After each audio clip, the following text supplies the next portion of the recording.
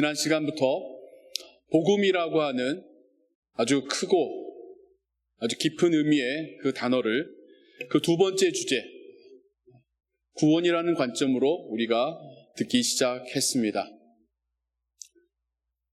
첫 번째 죄라고 하는 주제를 8번의 시간으로 나누어서 우리의 죄에 대한 다양한 측면을 또 깊이 있게 나누었다고 한다면, 이제 그 두 번째 주제로 챕터로 넘어와서 우리가 받은 구원이 어떤 의미인가를 함께 나누기를 시작했는데요. 지난 시간에 구원을 법정적인 관점에서, 의미에서 어떻게 이해할 것인가, 그래서 여러분들을 하늘 법정의 상황으로 제가 모시고 가서 하나님이 판사로 앉아 계시는 그 법정 중앙에 우리가 피고인으로 서 있는데, 우리가 이 땅에 살면서 지었던 모든 죄들을 사단이 일종의 검사 역할로 다 드러내고 있는 상황 가운데 우리의 변호인 되시는 예수님께서 그분의 피를, 그분의 의로우심을 우리에게 덮어주시며 우리를 위해 증언하시고, 판사 되시는 하나님께서는 우리를 덮고 있는 예수님의 의로움을 보시어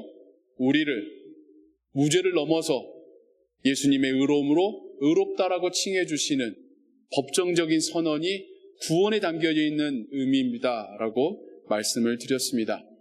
오늘은 여러분들을 성막으로 인도해 가려고 합니다.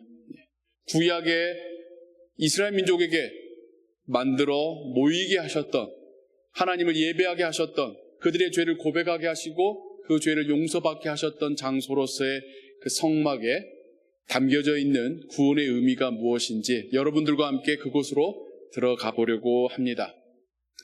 성막은 크게는 외형이 울타리가 쳐져 있습니다. 그래서 세상과 이곳 사이에서의 일종의 경계는 분명하게 보입니다. 하지만 성막 자체가, 울타리 자체가 우리의 키를 넘길 정도로 크지가 않아요. 우리의 허리 정도입니다.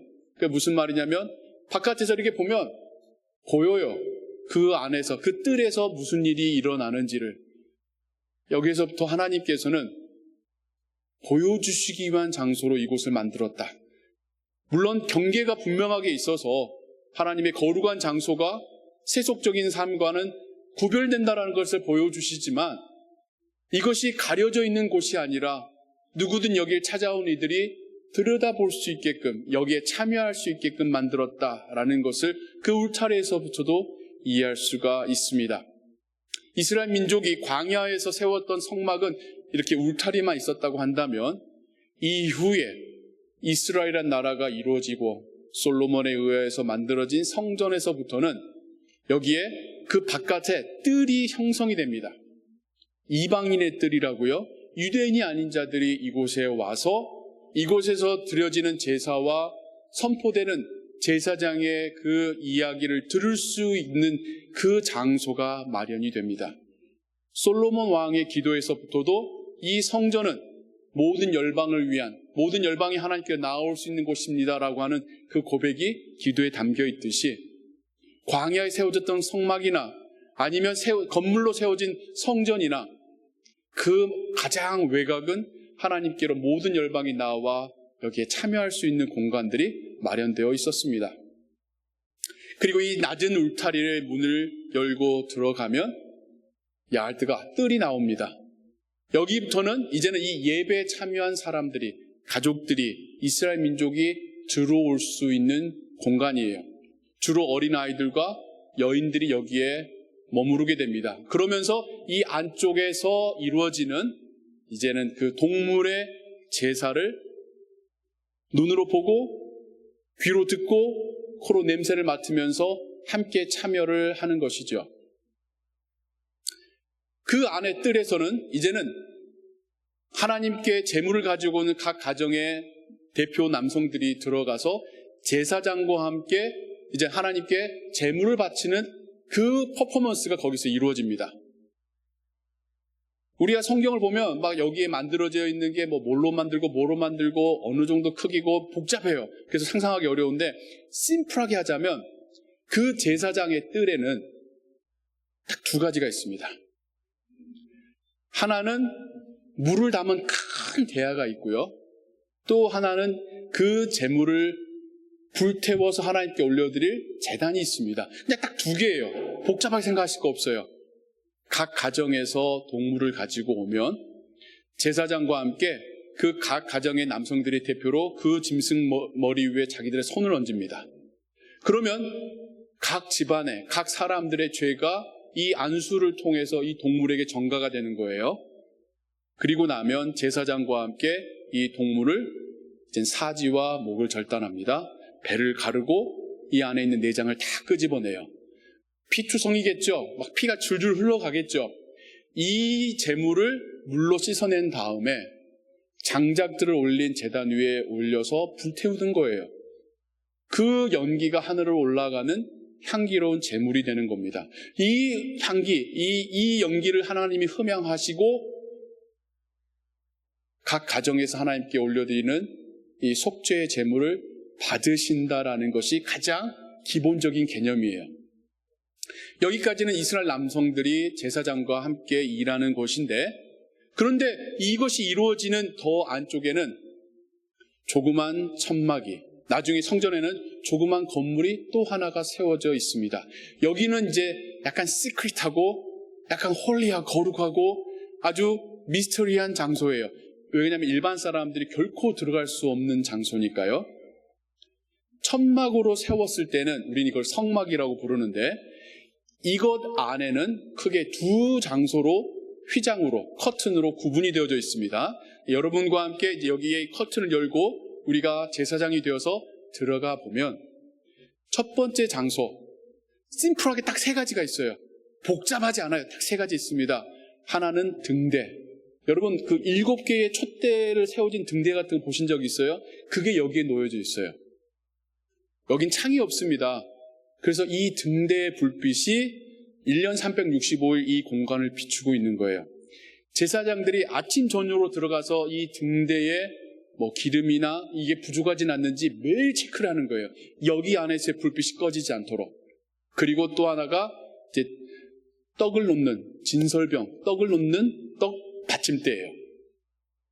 이 불빛과 이 떡은 하나님이, 혹은 하나님의 말씀이, 하나님의 아들 예수 그리스도가 우리에게 이 어두운 세상에 비춰주시는 불빛이요 우리의 영적인 양식이다라고 하는 의미를 담겨져 있죠.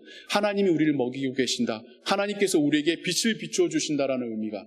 또 하나가 이제 분향단, 향기로운 향이 계속해서 하나님께 피어 올려드리는 이 3가지를 제사장들은 아침 저녁으로 들어와서 이것을 관리합니다. 꺼지지 않게, 부족하지 않게. 그리고 그 너머에 또 하나의 두꺼운 커튼이 막고 있는 비밀 수는 장소가 하나 더 있어요. 이 3가지가 있는 장소를 홀리 플레이스, 거룩한 장소다라고 하면 그 인사이드는 홀리 오브 홀리스, 거룩함 중에 더 거룩함이라고 하는, 그래서 성경에는 지극히 거룩한 장소다라고 해서 지성소라고 부르는 곳이 이 커튼 뒤입니다. 여기는 제사장마저도 함부로 들어갈 수 있는 데가 아니에요. 제사장 중에서도 탑에 있는 대제사장이, 그것도 1년 중에 딱 하루, 대속죄일이라고 하는 하루만 거기에 들어갈 수가 있습니다. 거기에 들어갈 때도 제사장은 자신의 죄를 앞에서 나와서 다른 사람들이 하듯이 가장 먼저 자신의 죄를 동물에 전가시키고 그걸 죽여서 불태우는 모든 작업을, 물로 깨끗하게 씻는 모든 작업을 한 다음에 자기의 죄를 씻고 들어가야 돼요. 만약에 그 제사장에게 죄가 남아있으면 들어가 하나님의 거룩함의 어떤 거룩함 앞에 서게 되면 즉사하게 됩니다. 실제로 그런 적도 있고. 그런데 가장 거룩한 장소에 대제사장이 들어가서 죽고 나면 그 시체를 어떻게 합니까? 끄집어내야 되는데 일반인은 못 들어가. 일반인이 들어가는 즉시 죽는 겁니다. 그래서 대제사장은 1년에 한 번 여기 들어갈 때 허리를 밧줄로 묶습니다. 그리고 밧줄은 쭉 밖에까지 연결됐겠죠? 목숨 걸고 들어가는 거예요. 자기 딴에는 죄를 회개하고 씻었다고 생각하는데 혹 뭐가 남아있으면 들어가는 즉시 죽는 거예요. 그래서 죽음을 각오하고 들어갑니다. 근데 왜 거기를 죽음을 각오하면서까지 들어가야 되냐면 거기에서 모든 이스라엘 민족의 죄를 하나님께 고하면서 용서받는 곳이 거기니까요. 1년에 한 번 본인이 그 단 한 사람이 전체 이스라엘 민족을 대표해서 하나님께 죄를 아뢰고 죄를 용서받는 곳이니까요. 거기에서 어떤 사인을 받겠죠. 어떤 하나님께서 우리를 용서하셨다고 하는 어떤 확신이 들겠죠. 뭔가의 증표를 하나님 보여주시겠죠. 그러면 나와가지고 사람들에게 하나님이 우리를 용서하셨습니다 선포하시면 막 뿔나파를 불고 사람들이 환호성을 지르는 하나님의 죄가 선포되어지는 장소가 바로 거기이고 1년에 딱 한 번 대제사장이 하나님 앞에 나아가서 그 은혜를 받아서 사람들에게 선포하는 날이 대속죄일입니다. 그런데 그 깊은 가장 거룩하고 가장 신비로운 그 장소에는 딱 하나만 있습니다. 그거를 성경은 언약궤라고 불러요. 하나님의 언약이 담겨져 있는 궤라는 뜻인데 이걸 복잡하게 설명할 게 아니라 심플하게 말씀드리자면 그냥 박스예요. 이런 비유가 맞을지 모르지만 약간은 좀 이렇게 관짝 비슷한, 관처럼 크진 않아요. 작은 상자가 하나 있는데 이 백향목으로 만들어진 상자는 온통 금으로 쌓여져 있습니다. 그런데 등불은 성소에까지는 있지만 지성소에는 등불이 없어요. 언약궤만 있습니다. 어떡하겠어요? 깜깜할 거예요. 그런데 대제사장이 들어가면 거기에 하나님이 임재하시면서 하나님의 거룩한 빛이 그곳을 가득 채운다라고 표현이 되어 있어요. 그러니까 우리가 상상을 못하겠어요. 어떤 모습일지. 그 언약궤가 금으로 도금된 언약궤가 있고 언약궤에 뚜껑이 있을 거 아니겠습니까? 이 두 가지가 거기 안에 있는 거예요. 아주 심플하게 말씀드리자면 기억하기 쉽도록 이 박스, 언약궤 안에 세 가지의 물건이 들어 있습니다. 그 세 가지가 이스라엘 민족이 광야에서 지낼 때에 특별했던 사건과 연관된 물건들이에요. 다 하나님과 하나님의 백성 이스라엘 민족과 연관된 세 가지의 물건이 담겨져 있는데 첫 번째는 하나님께서 직접 새겨서 만들어주신 두 돌판, 십계명의 두 돌판이 거기에 담겨져 있습니다. 그런데 이 십계명의 두 돌판에는 두 가지의 의미가 담겨져 있어요.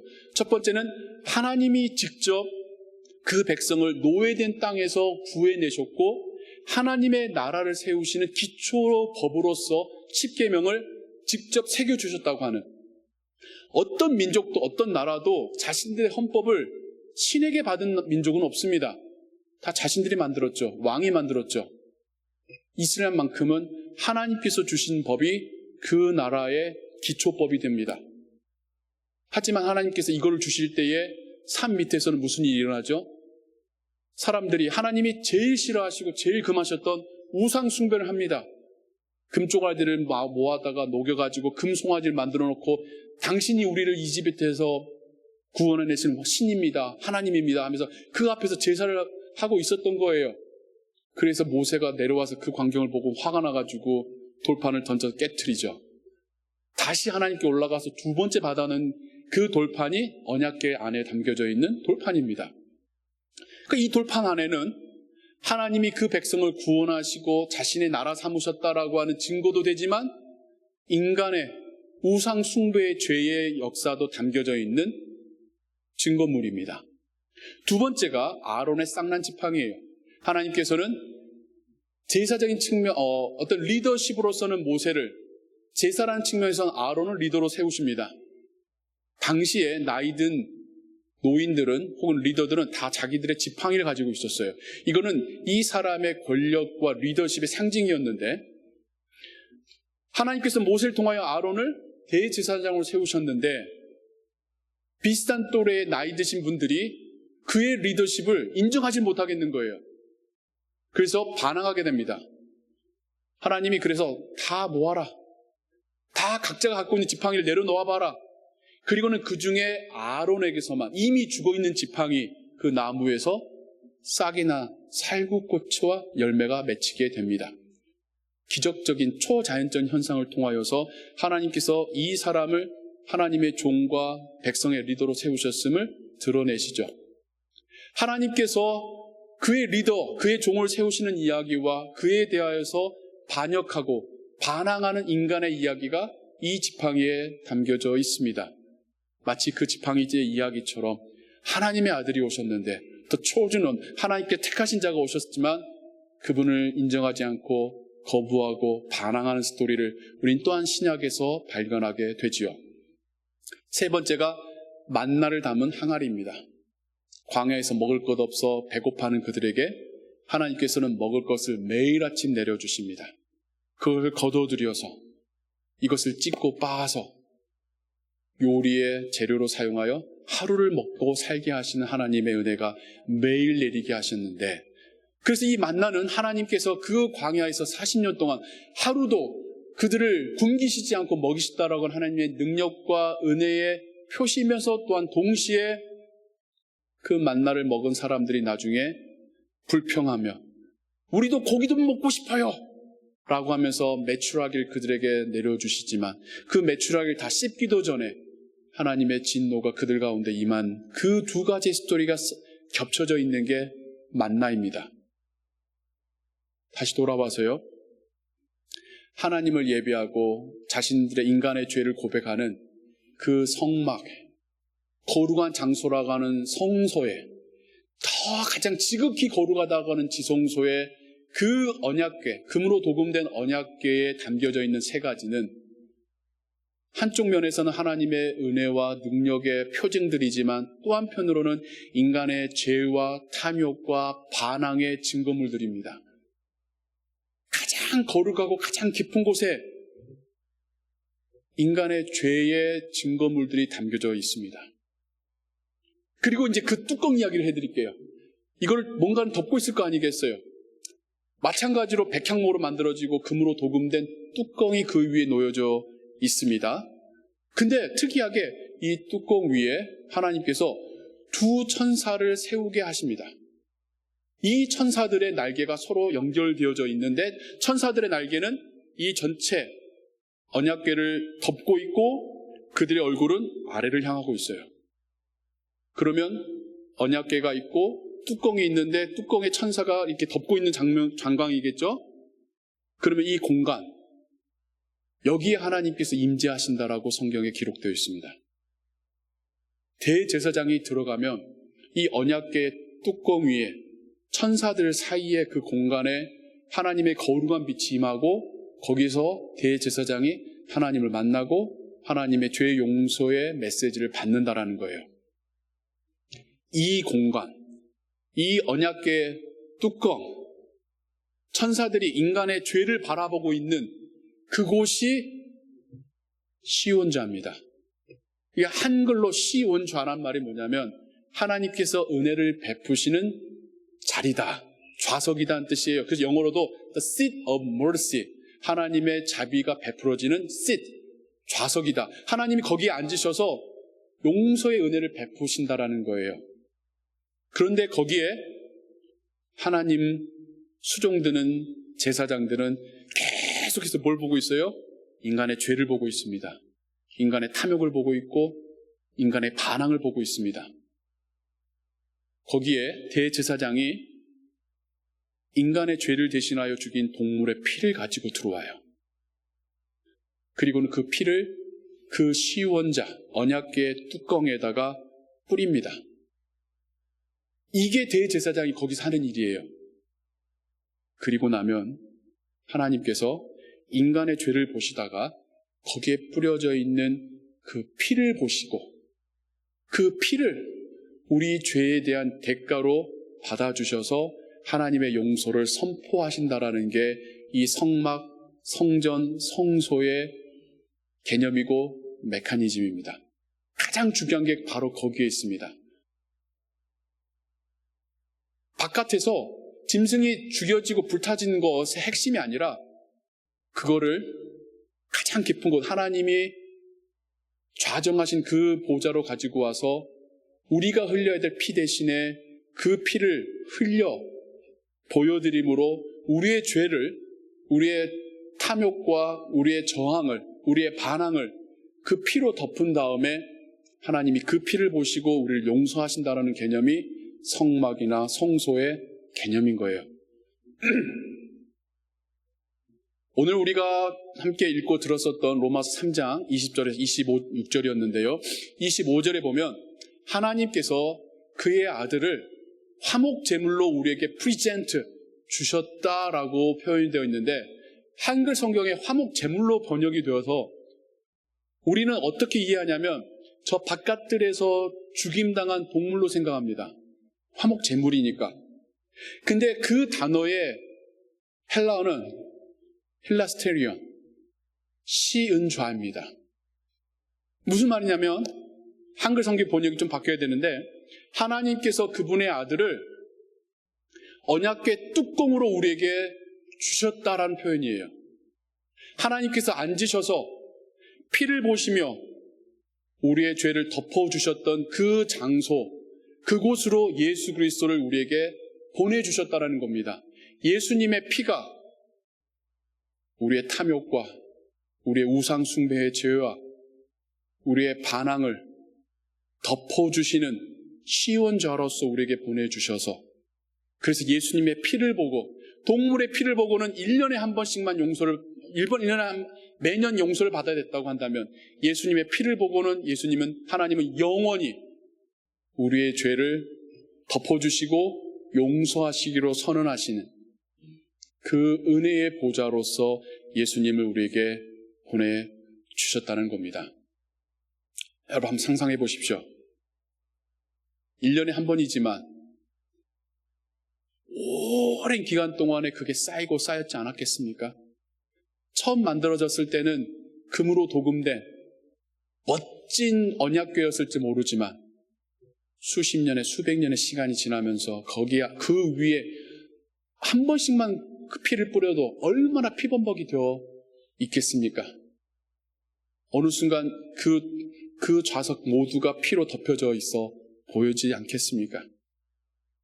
그 피 때문에라도 그 밑에 담겨져 있는 우리의 죄를 보지 않으시고 용서하시는 하나님이 이젠 그 피의 자리에 예수님의 피를 부으셔서 예수님의 피를 보고 우리의 죄를 덮고 보지 않으시겠다라고 선언하신 것이 우리가 받은 구원의 의미입니다.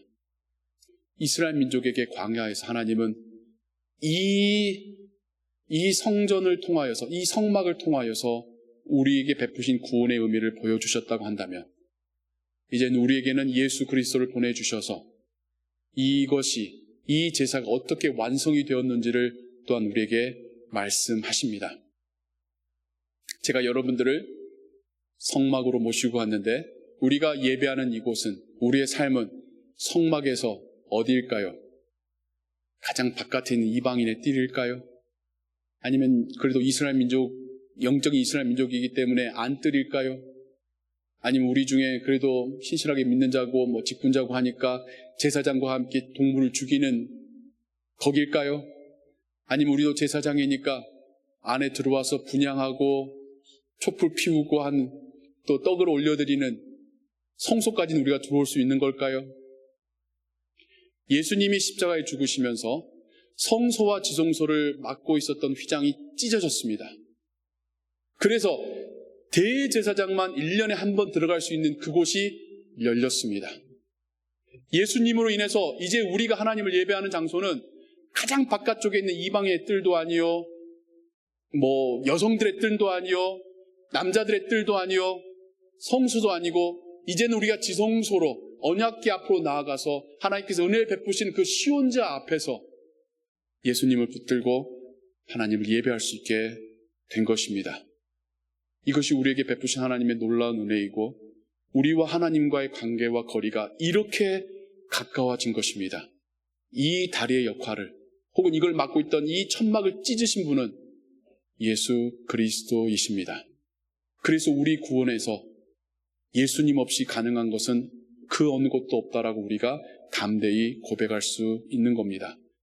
우리가 하나님께로 왔기 때문에 하나님을 만나고 그 구원의 은혜를 받는 것이 아니라 예수님께서 그 피를 흘리시고 그 커튼을 찢어내심으로 우리와 하나님을 만나게 하신 것, 우리의 죄를 그 피로 덮어주셨기 때문에 하나님이 우리를 이제는 죄인이 아닌 의로운 내 자녀라고 부르실 수 있는 그 은혜가 우리에게 임한 줄로 믿습니다. 구원의 그 확신을 가슴에 품고 내가 이젠 하나님의 그 앞에 서서 하나님의 자녀로 살아가고 있다라고 하는 그 믿음으로 살아가게 되시기를 주님의 이름으로 축원합니다. 기도하겠습니다. 사랑과 은혜 하나님 아버지, 일반 백성은 상상도 할 수 없었고 찾아가 들어가 볼 수도 없었던 그 지성소로 우리를 인도하시어 이끌어 들이시고 예수님의 피로 우리의 죄가, 우리의 우상 숭배가, 우리의 반항이 어떻게 덮여져 있는지를 보여주시고 그렇게 우리가 하나님 앞에서 용서함 받고 하나님의 자녀 되었음을, 하나님을 직접 예배하는 자가 되었음을 알려주시니 감사합니다. 하나님, 우리가 받은 구원은 너무나도 놀라운 은혜입니다.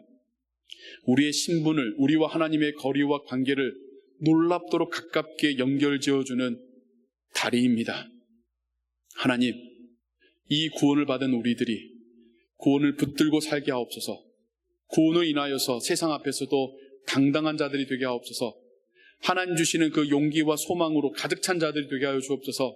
삶의 이유와 근거가 하나님께로부터 발견되는 자들이 되게 하여 주옵소서. 깜깜한 세상 속에서, 죄로 가득한, 악취가 가득한 세상 속에서 빛으로, 소금으로, 떡으로, 향기로 살게 하여 주옵소서. 하나님을 예배하는 우리의 하루하루의 삶이 되게 하옵소서. 모든 것 주께 의지하오며 예수 그리스도의 이름으로 기도하옵나이다. 아멘.